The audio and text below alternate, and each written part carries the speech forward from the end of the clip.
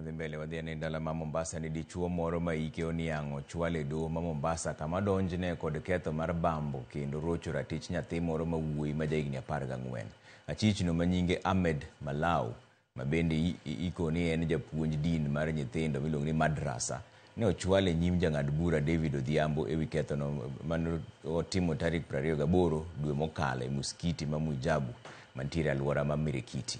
Achichno kata kamano nokwedo ketho makamano kendo doho noweye thuolo kod rambun mar siling 500,000 ka buche ochan winjo tarik 28 dweni.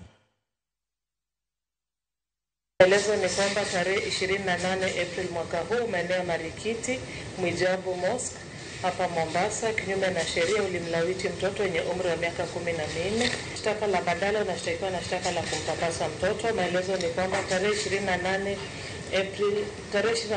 April mwaka huu maeneo ya Marikiti, Mujabu Mosque Vita hapa Mombasa, kinyume na sheria ulimpapasa mtoto wenye umri wa miaka 14 sehemu zake za siri.